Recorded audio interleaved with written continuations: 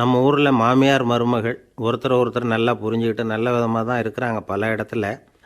அதனால் நான் இப்போ சொல்ல போகிற கதையை கேட்டுவிட்டு இந்த காலத்தில் அவ்வளவு மோசமாக யார் சார் நடந்துக்கிறாங்க அப்படின்னு கேட்டு யாரும் சண்டைக்கு வரக்கூடாது.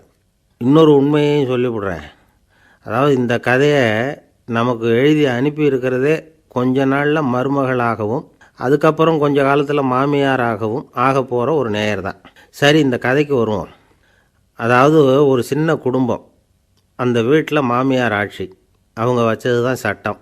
பிள்ளையாண்டான் எப்படின்னா அம்மா சொல்கிறதையும் கேட்டுக்குவான், மனைவி சொல்கிறதையும் கேட்டுக்குவான், நமக்கு என்னத்துக்கு வம்புங்கிற டைப்பு. மருமகள் பேரில் குறை கண்டுபிடிக்கிறதுலையே அந்த மாமியாருக்கு ஒரு சுவாரஸ்யம். சின்ன சின்ன விஷயத்துலையெல்லாம் குத்தம் கண்டுபிடிச்சிக்கிட்டே இருக்கிறாங்க.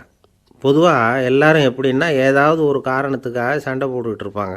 அந்த அம்மா எப்படின்னா ஏதாவது ஒரு சண்டையை போடுறதுக்காக காரணத்தை தேடிக்கிட்டு இருப்பாங்க. அப்படி ஒரு மனசு. அந்த மருமக பொண்ணு பாவம் பயந்து பயந்து ஒவ்வொரு காரியமும் செஞ்சுக்கிட்டு வந்தது. இப்படியே பல வருஷம் ஓடி போட்டுது. அந்த மாமியாருக்கும் ரொம்ப வயசாகிட்டுது.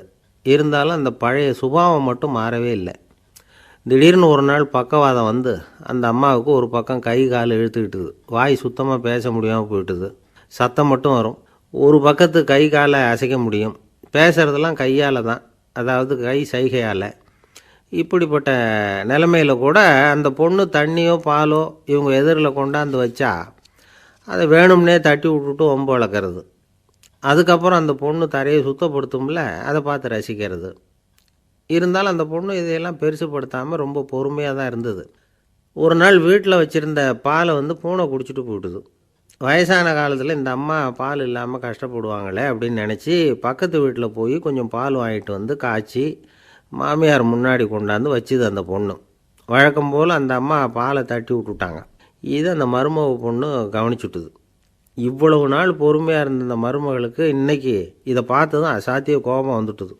கதவுக்கு பக்கத்தில் சாத்தி வச்சுருந்த உலக்கையை எடுத்து மாமியார் தலையில் போட, அது குறி தவறி கழுத்தில் பட, அந்த அம்மா கழுத்தை பிடிச்சிக்கிட்டு ஊன்னு கத்த, இந்த பொண்ணு ஒன்றும் அலட்டிக்காமல் உலக்கையை எடுத்து மறுபடியும் கதவு பக்கம் சாத்தி வச்சுட்டு அது பாட்டுக்கு நடந்து போயிட்டுது.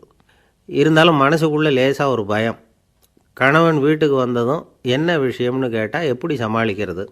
அன்னைக்குன்னு பார்த்து ரொம்ப நேரம் கழித்து வீடு வந்து சேர்ந்தான் கணவன். உடனே அந்த அம்மா புகார் பண்ண ஆரம்பிச்சுட்டுது.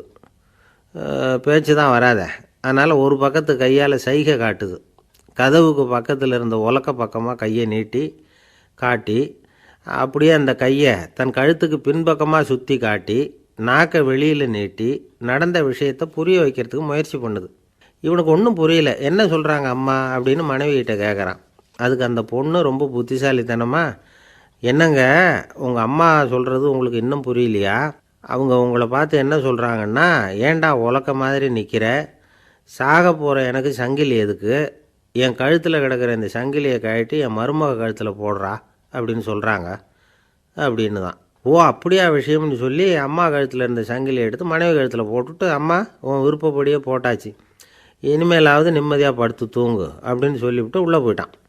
பார்த்தீங்களா கதையை? அதனால தான் மாமியார்கள் சைகை காட்டுறதுன்னா கூட இனிமேல் ஜாக்கிரதையாக இருக்கணும்.